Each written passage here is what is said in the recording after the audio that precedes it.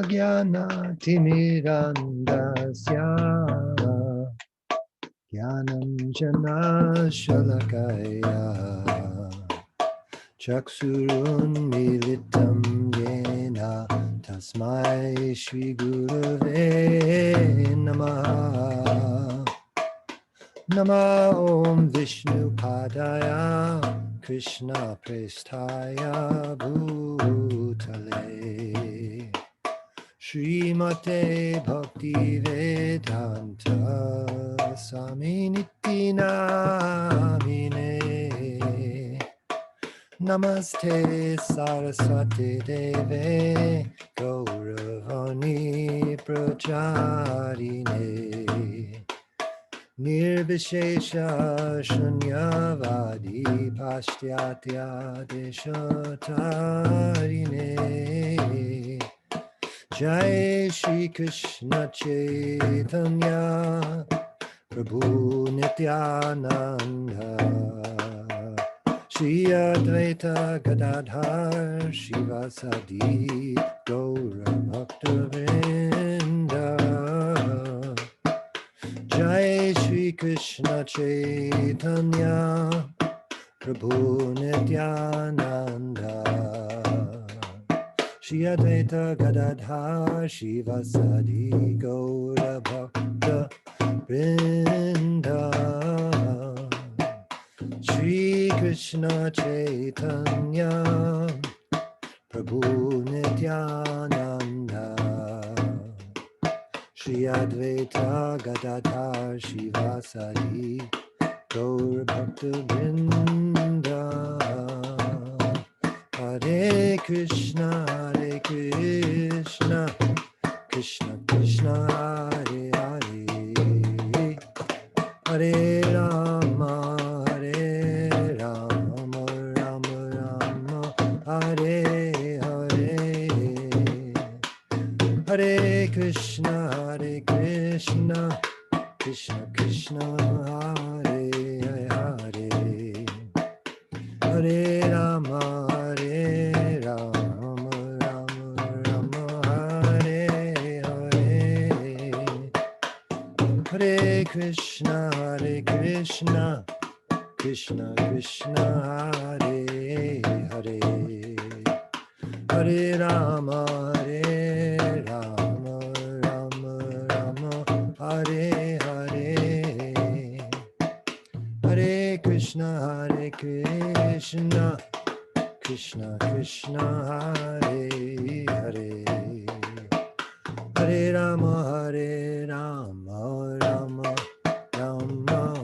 Hare Hare Hare Krishna Krishna Hare Hare Hare Rama Rama Rama Hare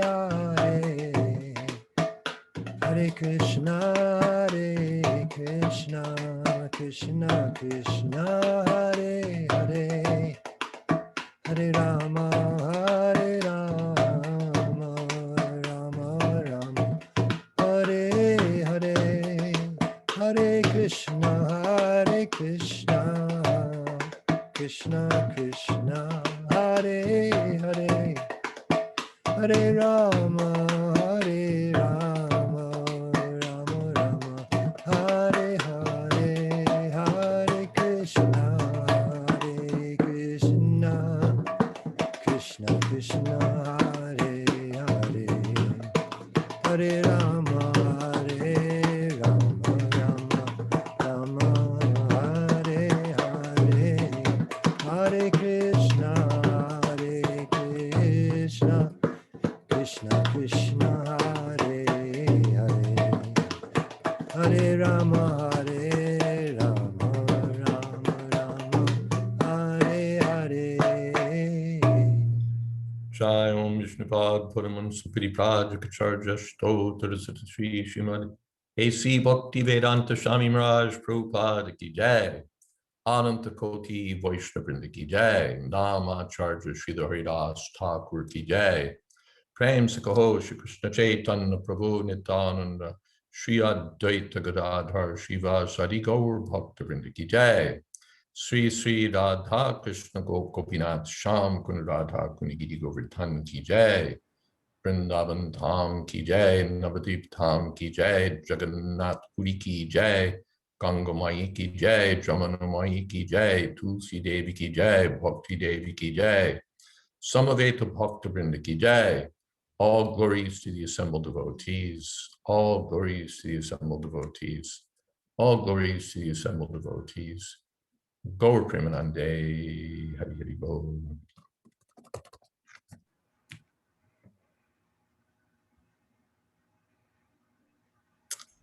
Welcome.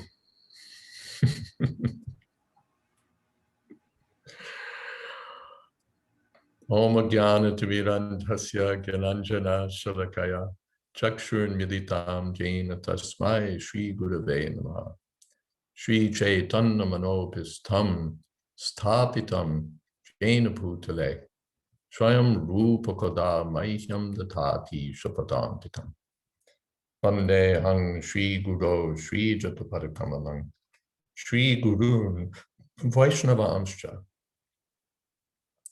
Shri Rupam Shagrajatam Sahagana Raganatan Vitam Stam Sajivam Sadvaitam Savadutam Parishana Sahitam Krishna Chaitanya Devam Sri Radha Krishna Padan Sahagana Lalita Sri Vishakan Vitanscha. Hey Krishna Karuna Sindhu Deen Bandho Jagatpate Gopesha Gopika Kanta Radha Kanta Namostute. Tapta Kamshana Gaurangi Radhe Vrindavaneshwari Vrishabhanu Sute Devi Pradamami Hori Priye Vansha Kolpatarubhyascha Kripa Sindho Pyevacha Patitanam Pavanebhyo Vaishnavebhyo Namo Namah. Shri Krishna Chaitanya Prabhu Nityananda Shri Advaita Gadadhar Shiva Sadi Gaur Bhaktivinoda. Hare Krishna Krishna Krishna Hare Hare Hare Ram Ram Ram. I'm just going to get a little warmer here and then I'm just going to come right back.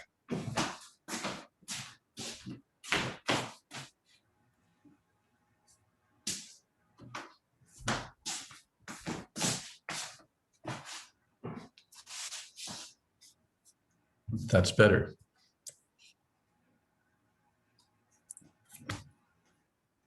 Okay.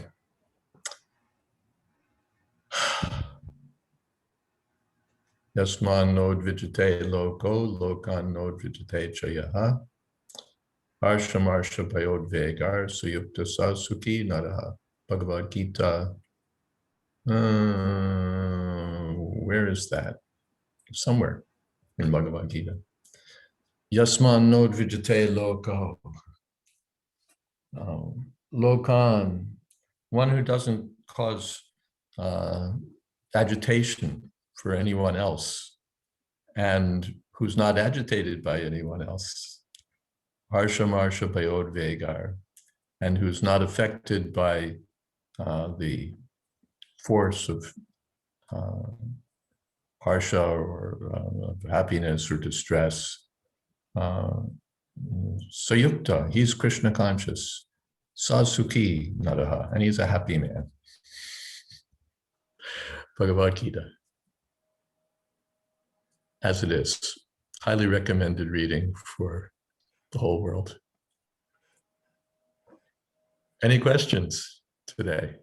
What kind of questions might be bubbling up? Tulsi Priya has a question.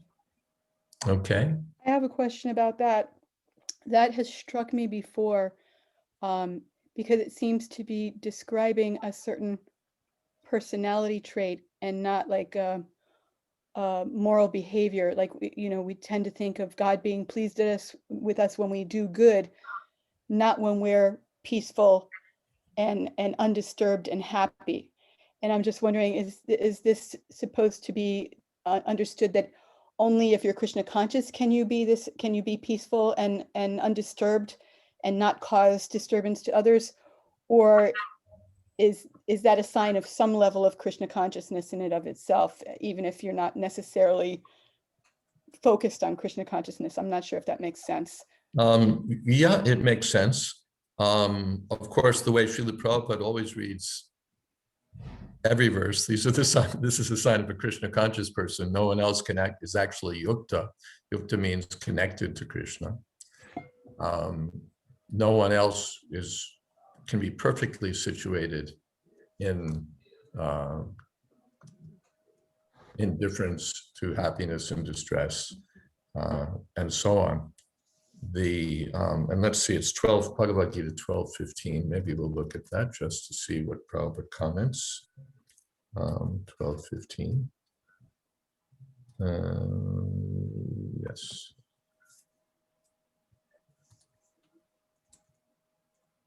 These are the qualifications of a devotee, of course, and it is in that chapter, the chapter where the qualities of a devotee are described.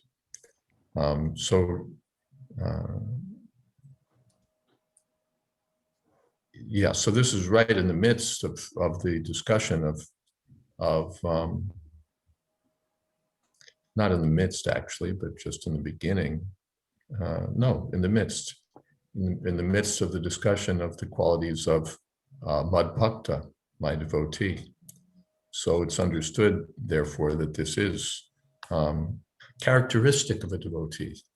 A transcendentalist of the impersonalist school may be advanced in this regard in comparison to the karmis. The karmis, they're like, if they can put it in your eye, then there's extra happiness. The Mrigari the hunter, I get pleasure from half killing the animals and watching them writhe in pain. That's what my father did, and so that's what I do. So, on the platform of material life, it's a pleasure to see others suffer. Bhaktivinoda Thakur represents himself in that way in that song, that I become happy to see others unhappy. Amar Jivana, I think, in that song. Schadenfreude. He says that that when others are distressed, I become happy. So that's the position of the gross materialists. The transcendentalists of any stripe would more closely approach this standard of saintly behavior. When there's some cause for disturbance, they tolerate, and they're well-wishers to others. Even in the description of the impersonalists in the beginning of the 12th chapter, that's there. What is that? Well, let's find it.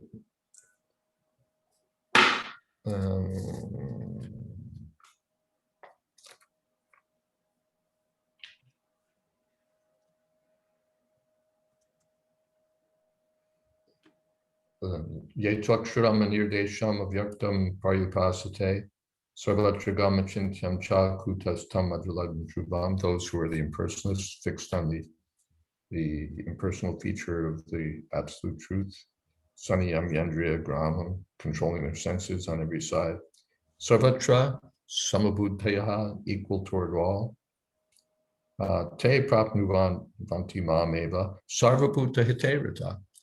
They're engaged in welfare activities for all living entities. So this is a general characteristic of a saintly person, to tolerate the forces of the Vegas, the forces of happiness and distress and so on, and fear, harsha, amarsha, bhaya. These are the qualities of a saintly person. But particularly, they're the qualities of a devotee. And the impersonalist is the neophyte transcendentalist, or the less advanced transcendentalist, and the devotee is the transcendentalist who's on the who's perfectly situated. Then again, we come to different gradations, not degradations, gradations of devotees. So those who are perfectly situated in devotional service reflect these qualities perfectly. Those who are beginners, we may see that we do become disturbed when others put us in difficulty. We do sometimes want to put others, get back at them, revenge ourselves, teach them a lesson, let them have it, give them what they deserve, treat them tit for tat. These tendencies are there, even though we're coming to devotional service. One time, Srila Prabhupada wrote that to Priyananda Maharaj. Priyananda Maharaj had written the poem. Maybe it was an offering to Prabhupada. Anyway, it was a little poetic verse, something about your devotee this, or your devotee that, speaking of, like first person. And Srila Prabhupada wrote back correctively and said that we can't say that we're devotees, we're trying to be devotees. To be a devotee is not an ordinary thing. So here we find the ideal of a devotee.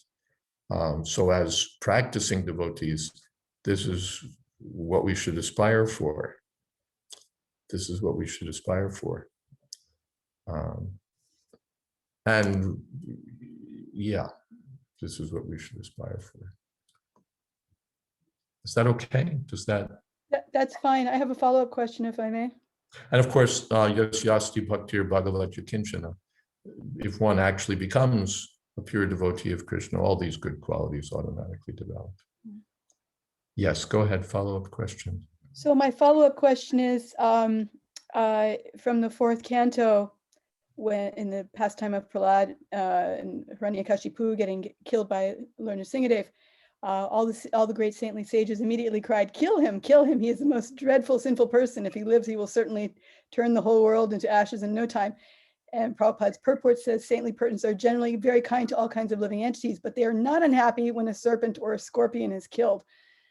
And my question about that is, having grown up in the Christian faith, and the supreme ideal there is to turn the other cheek, and of course nobody follows that, but I think that sort of mentality is sort of embedded into Western culture in one sense, that we always look for kind of mitigating circumstances or motives when somebody is really, really awful, and so how does that play into, being undisturbed and yet wishing evil, or not evil, but wishing death or punishment to someone, and not, in the absence of this kind of Prabhupada talked about that.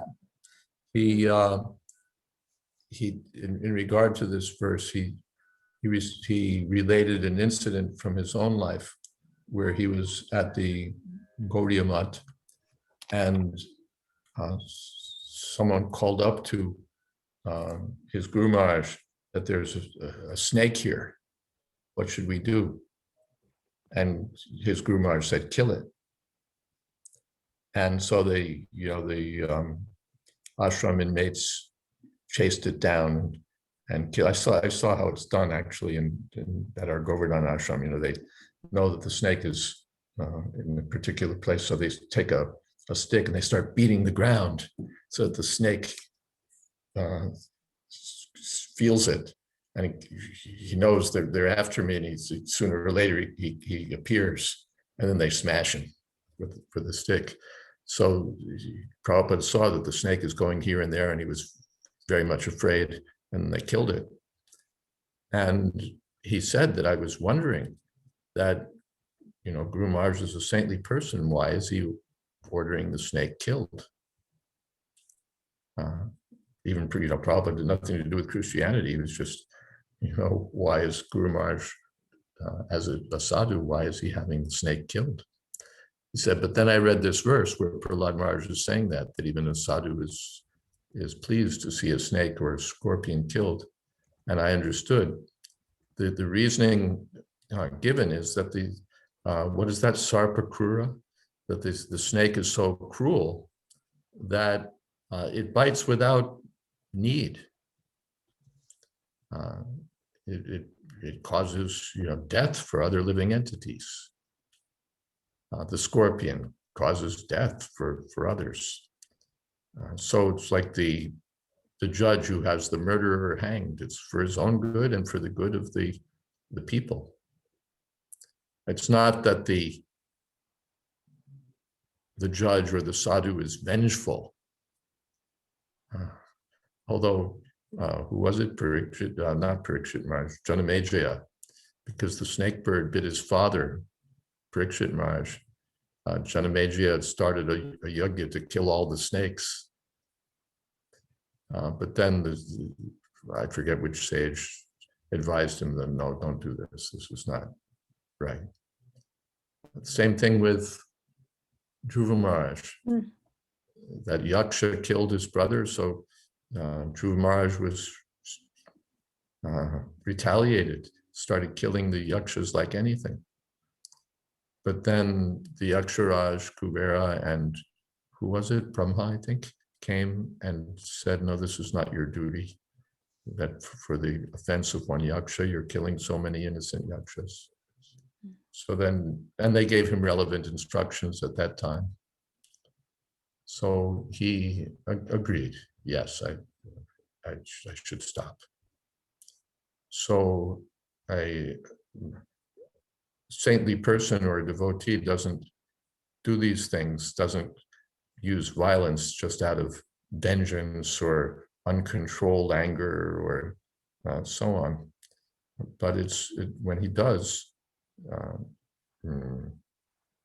display these things, then it's for the welfare of others, to set the proper example, to carry out prescribed duties, and so on. Or as we see sometimes, they're carried away, but then they check themselves. No, I shouldn't do this, or they accept correction.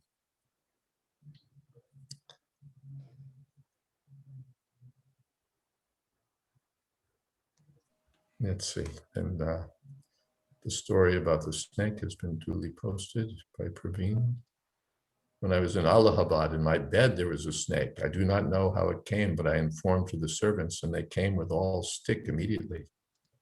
So when the bed seat was taken away, it was under the quilt. So the snake was there, and from the face of the snake, I could understand that it was so afraid. He could understand, now I'm going to be killed by so many people. They have come. So I told them that, don't kill this poor fellow, better take it and send it away to the forest. But they took it away, but later on I understood they killed it. So that's a different incident. There's another incident where that I described earlier. Snake stories today. Yeah. Okay. Another unrelated question to Supriya. Yes, thank you, Maharaj. I hope I'm not pushing anybody else out, but my question is, and I'm trying to think about how to word it in the proper way. Sometimes I wonder, I've been trying to practice Krishna consciousness in my own flawed way for about 30 years now, which seems incredible to think about. And I'm still asking questions and still feeling like very much a neophyte. And sometimes I think, well, if I should live so long, all of these, different devotees that I question and take shelter of, they may not be around when I'm older, and of course I may go first. But if it's the case that I live longer, what do you do when you don't have the people that you depend on to question when you're in uncertainty about something in Krishna consciousness? You remember. That's one thing. Of course, these people are taking things from Shastra, so finally Shastra is our authority. Guru, Shastra. And then memory. We remember that my friend told me this, my friend told me that. I learned this from them, I learned that from them. Or sometimes we may remember them and think, what would they do? I can't tell you how many times in, well, it was in regard to the Brooklyn business of some, time back. How many times did I think, what would Tamal Krishna Maharaj do? What would Tamal Krishna Maharaj do? Hmm. And you get some inspiration there. You think, what would Tamal Krishna Maharaj do? And just by meditating, you think of his qualities, you think of his intelligence, you think of how he handled things. And maybe you don't, that may not be perfect. Your own understanding of, my understanding of Tamal Krishna Maharaj's intelligence is not a substitute for his actual intelligence, but you get some direction there. Even an ordinary person, what would my father do? What would my professor do? We all have our role models that we seek to follow. So by remembering them, we get some guidance, some inspiration, or it's just purification. There's some relevant verse that doesn't come to mind right now, but just by remembering the names or remembering, these Vaishnavas, our consciousness becomes purified. What is that? Guru Mukha Padma Bhakya Chitete Kuriyakya. So that's there. But otherwise, all the Vaishnavas, when we remember them, we become purified.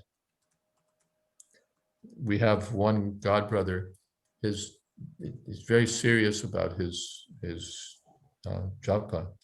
And he has pictures of so many Vaishnavas on his personal altar. And before he begins chanting, he has a whole program of remembering different Vaishnavas, just for self-purification. So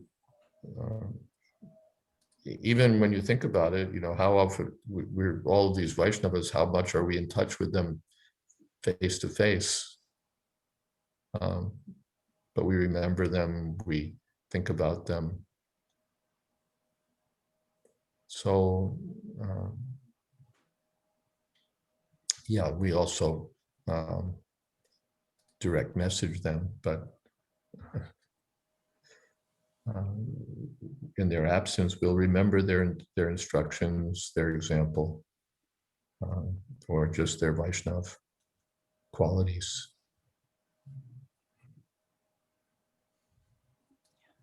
And we'll suffer their absence. What can we do?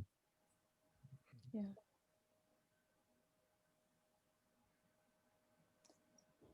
Thank you.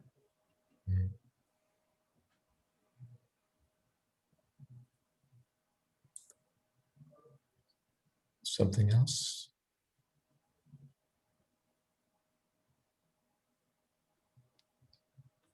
Maharaj, I had a completely unrelated question, but just in the service of keeping the flow of conversation going, this is an editorial related question that recently I was reading a purport in Srimad Bhagavatam, and as Prabhupada often mentions the word touchstone to refer to a kind of stone that turns ordinary base metal into gold. I decided, well, what do our current reference books have to say about what touchstone means?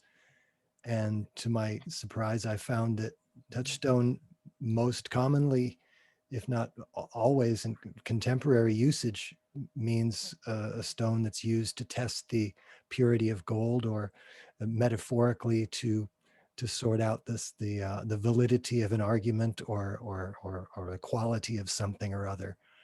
But whereas philosopher's stone seems to be the exact substance that Prabhupada is referring to when he uses the word touchstone.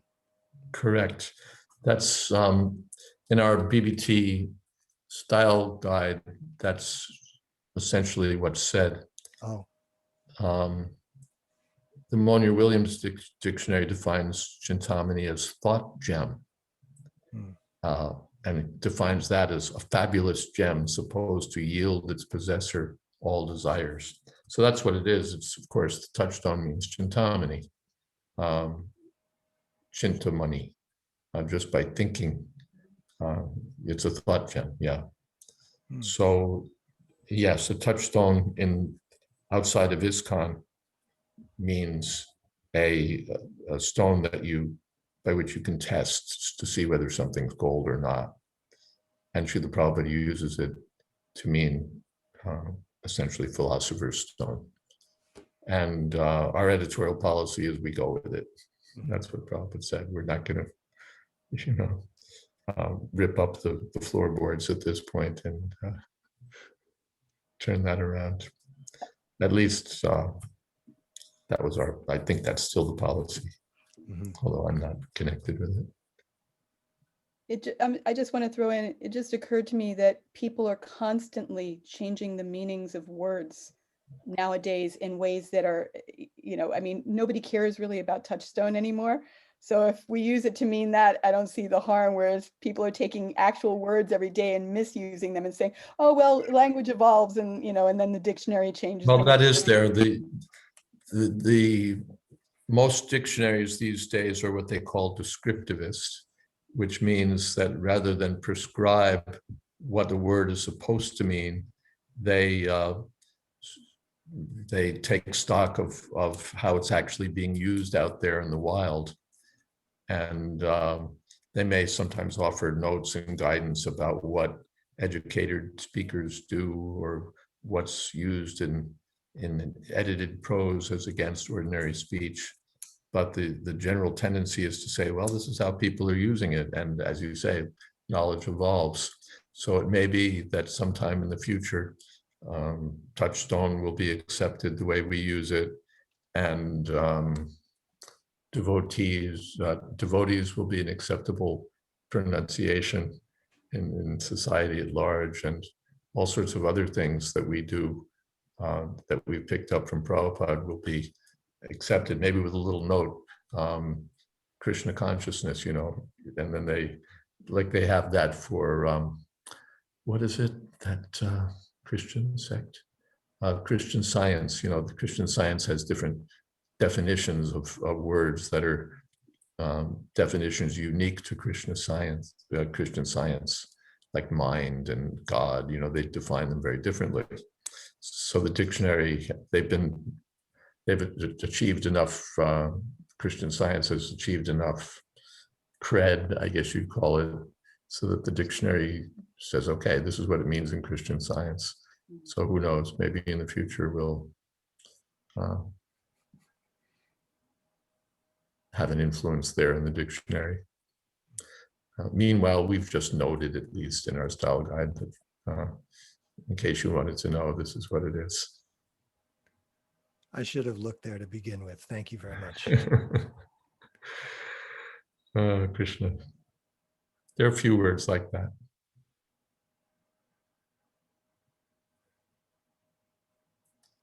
Humpty Dumpty said, when I use a word, it means exactly what I want it to mean.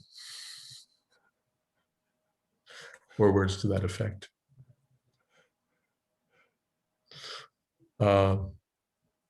Yes, we're a little far afield from Bhagavatam there, but are there other questions that you had? Another unrelated question?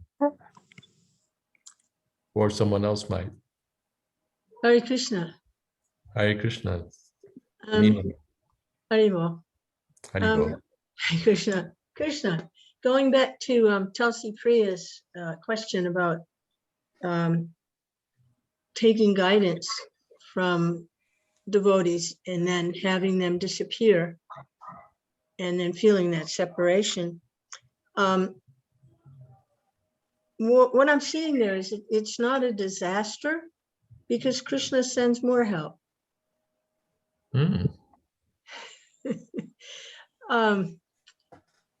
So we hold them in our heart and what we were able to gain by their association and in interaction with them. That's a treasure. But then there's new treasures coming.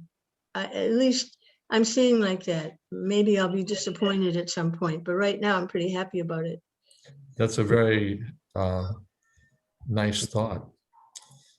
It reminds me that Srila Prabhupada sometimes said that I take you all as representatives of my Guru Maharaj. Sent by my Guru Maharaj to help me.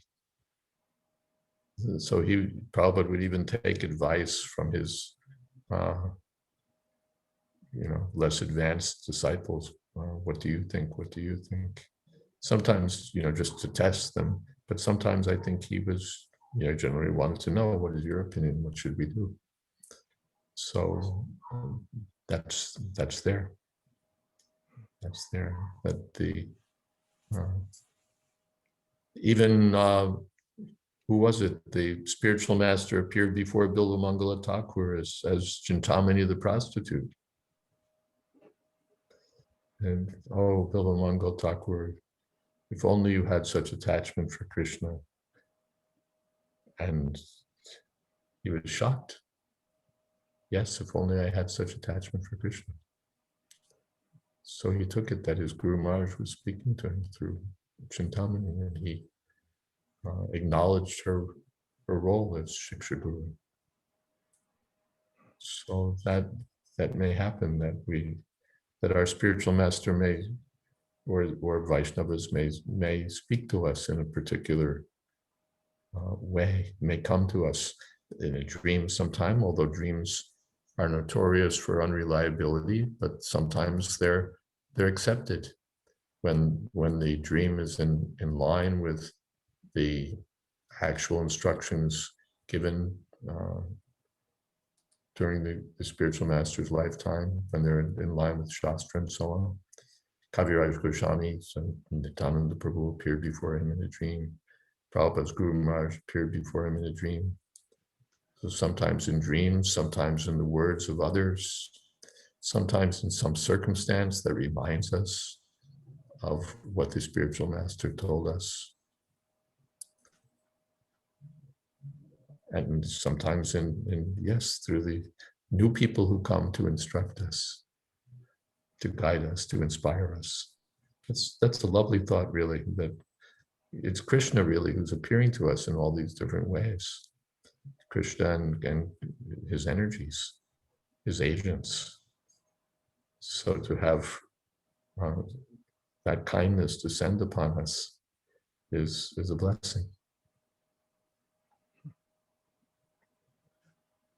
In a book that Vyavasayatmika Buddhi, purport was there, make the instructions of your spiritual master your life and soul. And Prabhupada took it so seriously. So in different ways, we get these reminders.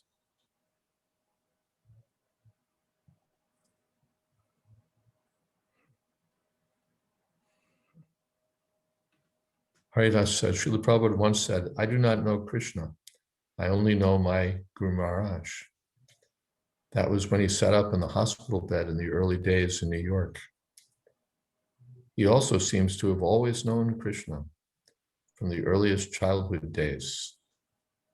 Can you comment on that? Yes, it appears contradictory. I don't know Krishna, I only know my Guru Maharaj. And yet, on other occasions, he says, he was asked, how do you know what to write? And Prabhupada said, Krishna tells me.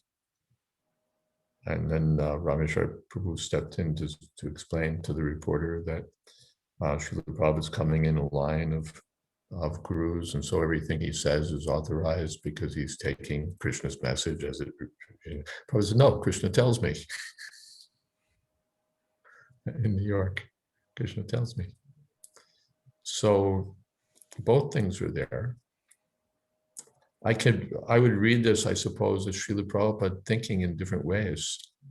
Sometimes, like Prahlad Maharaj, what was it? Sometimes he was feeling that Krishna was present, and so he was joyful and, dancing. And sometimes he felt that Krishna was absent, and so he was morose.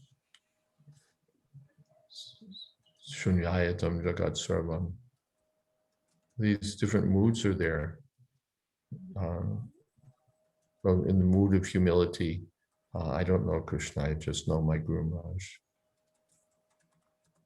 And then some other time, from my earliest days, there was never a time when I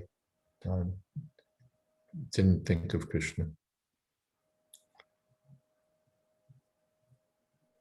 Different moods.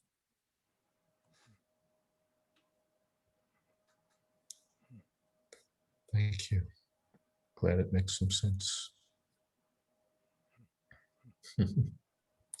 There are many places where Prabhupada gives contradictory instructions to different people, and sometimes even contradictory instructions to the same person.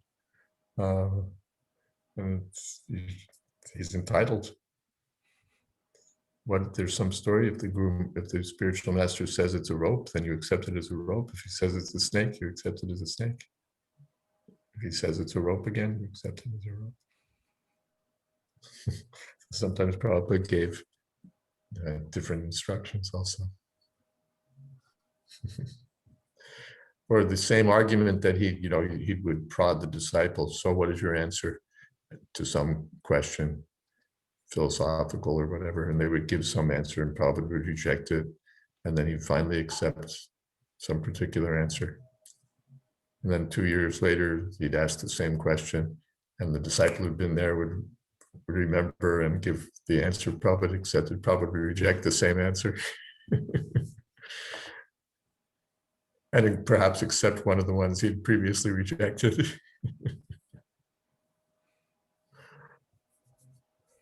Different occasions, different moods, different points that he wanted to make. Not mechanical. Maharaj, Yes. that situation of changing the answer or not accepting the same answer, sometimes I think that what's more important than the answer itself is the correction of the disciple's mindset. They may have a certain mindset, so they give a certain answer, and Prabhupada says, no, that's not it, because he sees the mindset.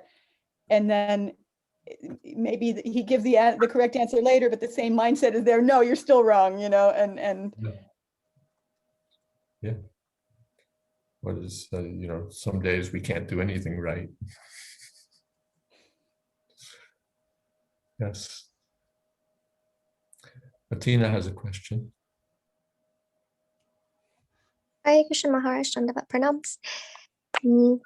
So I'm curious, and I'm also going to tie this to say Christianity, but we know that there are many saints in Christian faith. For all intent and purposes, we would say that they're pure devotees, say, of Jesus Christ, but they are saintly people, completely dedicated and devoted to God. From our point of view, you would say they are completely and utterly attached to their spiritual master. And we would say we are holding on to our spiritual masters like Dodi.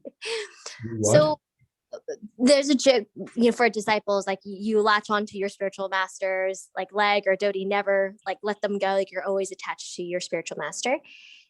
So I would say from our perspective, these were the saints who are attached to their spiritual master. Yes. So could one go back to Godhead being utterly detached just to the spiritual master with perhaps not much knowledge of the Supreme, even though their spiritual master is delivering the voice of God, the truth of God, the knowledge of God, and is the truth, and he is his representative. And similarly, if the spiritual master should be known to be Krishna himself. Sakshad Haritena Samasta Shastra. He's as good as Krishna. Not because he's God, but because he's very dear to Krishna. Could you tell me what exact verse is that? And then that's Gurvastakam. I'm sorry? That's Gurvastakam, the 8 prayers to the spiritual master. Kintu Prabhuya Priyeva, last verse. Okay, thank you. My follow-up then is, say someone is attached to, I'm going to give a practical example. Say a complete non-devotee is attached to a devotee, a pure devotee, such like, excuse me, say your sister. I don't know if she's a devotee, but say she is very attached to you and you are a representative of Krishna. And you could argue that one who is dear to my devotee is also dear to me. So therefore, this person is dear to Krishna. Yes. This person by Krishna's causeless mercy, go back to Godhead because say your sister is attached to you, and when you go back home to Godhead, she will as well? Yeah, that we find that in the third canto, in the dealings of Kardamuni and Devahuti, where Devahuti was serving her husband very faithfully, and she says the text says it's not exactly because he was a devotee, but because he was her husband. So she was getting the benefit of sadhu seva or Vaishnav seva.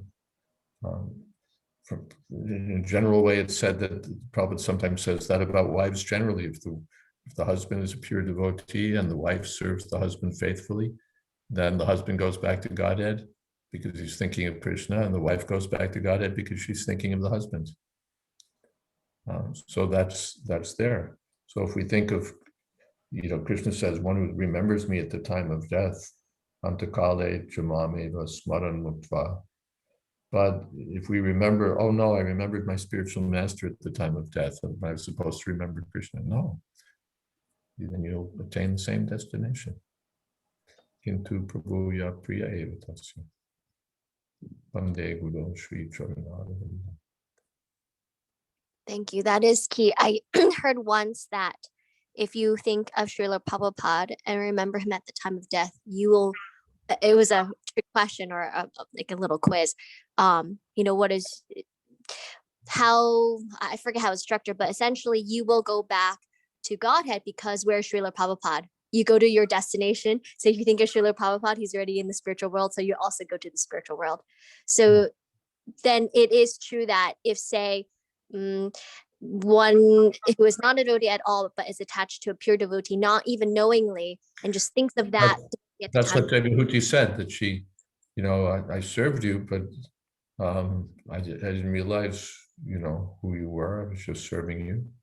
And the discussion in the commentary is exactly to this point, that if one serves a pure devotee, even unknowingly, one gets the benefit. Just like Krishna, those who were attached to him, not even knowing he was the Supreme Personality of Godhead, but just because they were attached to him, they got the benefit. They got the benefit.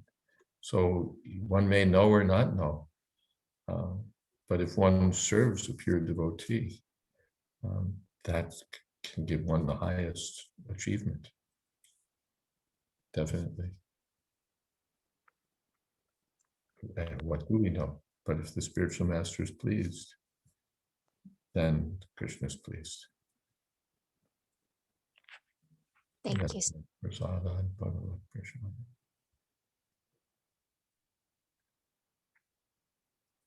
The other verse was Acharya Mam Vijani Ma Vijaniya.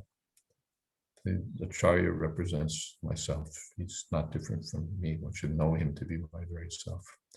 That's Bhagavatam also. It's quoted in Chaitanya Charitamrita. And Tulsi Priya says, if one chants the holy names, jokingly or negligently, one gets the benefit. Yes, so there also. And there's so many stories in the Puranas about unknowing devotional service that results in perfection. Results in perfection. Or the other way, where we offend a devotee, not realizing he was a Vaishnav, that Suruchi, the stepmother of Dhruva Maharaj, offended the boy, and he hadn't even become a devotee, but because he later became a pure Vaishnava, she had to suffer. So it works both ways. Unknowing offenses or unknowing or offenses to a person we didn't realize he was a Vaishnava. Or the other way, service, we didn't realize he was a Vaishnava, but just see.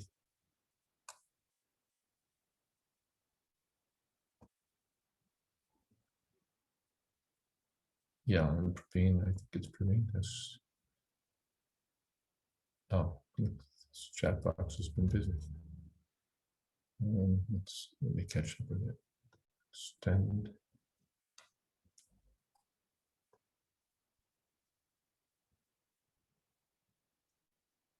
Guru Das said he heard Prabhupada answer a question one way, and later in another place, the same question was asked. Guru Das enthusiastically offered the previous answer Prabhupada gave, and Prabhupada said no and gave another. Guru Das came to the conclusion of time, place, and circumstance. On another hand, George Harrison praised Prabhupada because his answers were always consistent. Relating to Tina's question, Prabhupada was asked in Mexico if someone remembers him at the time of death and not Krishna. Does that person attain Krishna? Prabhupada thought about it and said, yes. So that's from Sankarshan. Yes. And if you consider, thinking of Prabhupada means thinking of Krishna, because what existence does Prabhupada have separate from Krishna? Everything's connected to Krishna. We remember Prabhupada, Krishna means Krishna with his name, his form, his qualities, his paraphernalia, his abode, his devotees, everything. Prabhupada has given the full verse, Sanketyam Parihasyam Va Stobham Helanameva Va Vaikunta Nama Grahana Asheshagha Anam Viduhu. One who chants the holy name of the Lord is immediately freed from the reactions of unlimited sins, even if he chants indirectly to indicate something else, jokingly, for musical entertainment, or even neglectfully. This is accepted by all the learned scholars of the scriptures. So it's explicitly said, and if you look in that third canto discussion, I think you'll find it in relation to Devahuti, that when we serve the pure devotee, even not realizing who he is, the benefit will be there. That Jambavan was fighting with Krishna in the Shamantaka jewel incident. He thought Krishna was some sort of intruder who was trying to take the jewel from this boy. So they were fighting and they were fighting and they were fighting, and neither side was winning. Krishna was smashing Jambavan. Jambavan was smashing Krishna. And then Jambavan was starting to wear down. He thought, what's this? No, I'm undefeatable, and now I'm being worn out. And then he thought, oh, this must be my Lord Ramchandra, because he was a devotee of Lord Ram. So then Prabhupada comments that because Krishna wanted to fight and he was pleased by the fighting service of Jambavan, so dadami buddhi yogam tam. Then he got the benefit of his service. And he didn't know, he thought Krishna was some intruder. But because he rendered service, Krishna was pleased, and Shambhavat got the realization. Meena asks what happened to Suruchi. Her son was killed by the Yakshas. Her son was killed by the Yakshas as a reaction of, But when Dhruva Maharaj returned from the forest, he honored Suruchi also.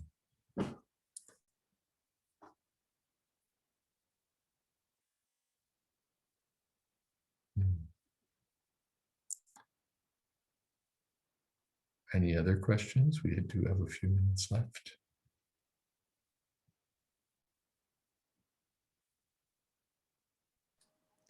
I had a question, Maharaj. This is in regard to a series of talks you gave years ago, straight thinking and strong speaking.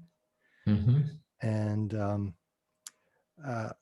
I bought the books by Robert Thulis that I think may have inspired at least the title of those talks.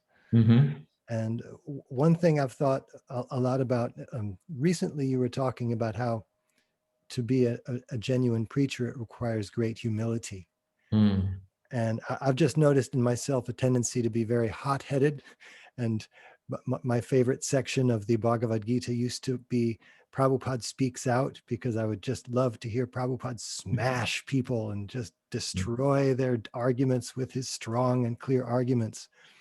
But it seems that to effectively do that, you have to be so extremely humble that your arguments are accepted by the other party. And not only that, but you have to be cool-headed yourself to be able to make those arguments in the first place. And it seems like I would love to hear maybe a follow-up on how to keep your cool, especially when everything seems to be driving you to get hot-headed on the outside.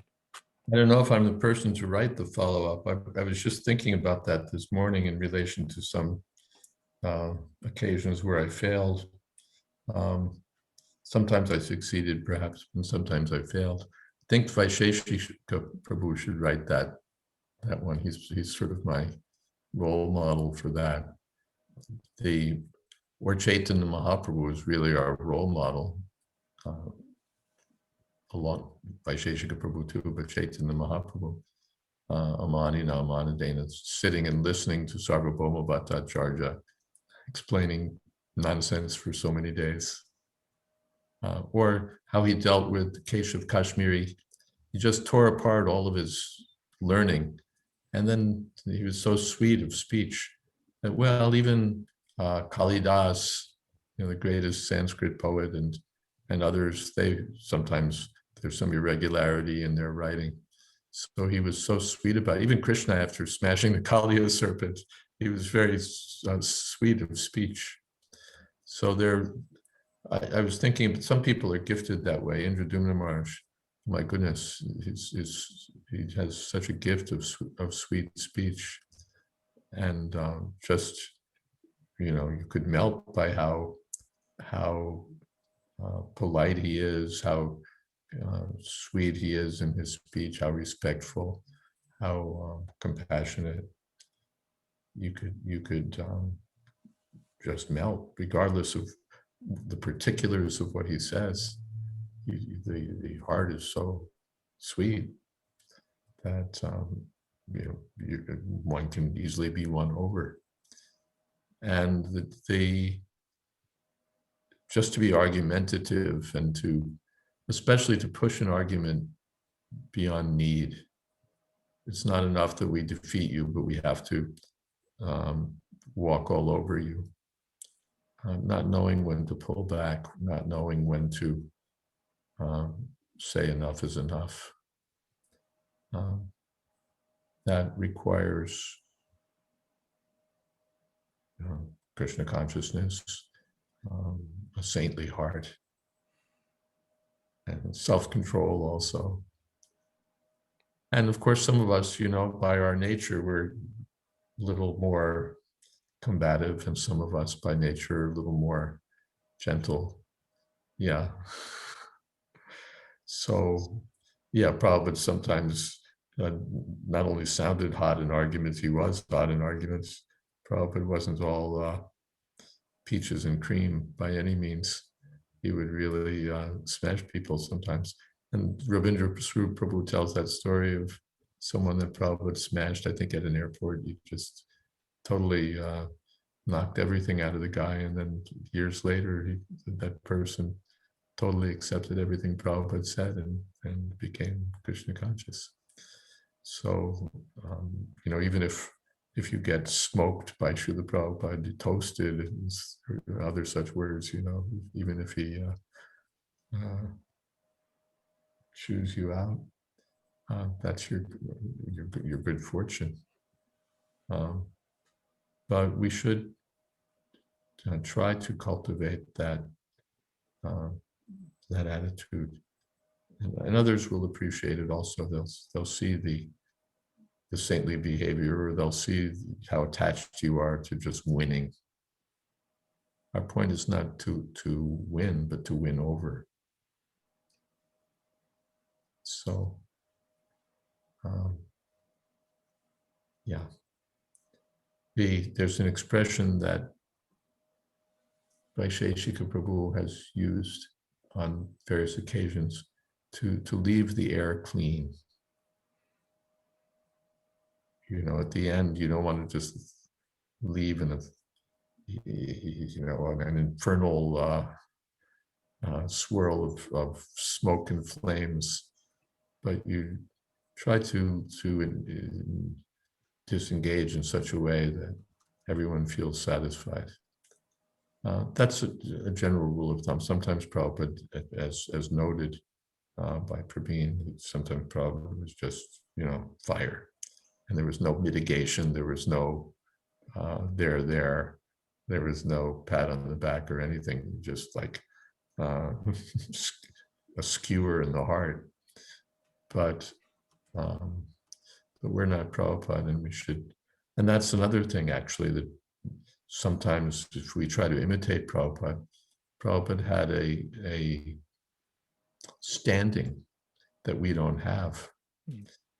Prabhupada visited the consul general in New York City on some piece of business, I think, along with Kirtiraj Prabhu. And Prabhupada was speaking with the man at some length on discussion. And Prabhupada spoke with him very, very strongly, really strongly. And then later, when they left the consulate, Srila Prabhupada told Kirtiraj, he said, I can speak to him that way. He said, because I am old man, he has to listen to me, he has to respect me, but you cannot speak that way. So that helps also knowing our position. And generally, Chaitanya Mahaprabhu's advice is Amanina Manadena, and that verse is there by Prabodhananda Saraswati. Praveen may find it. A Sadhava.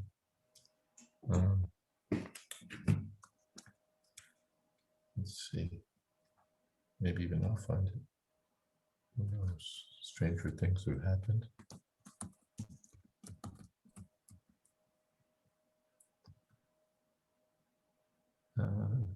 Let's find it. It's only audio transcriptions. Hey, how about that?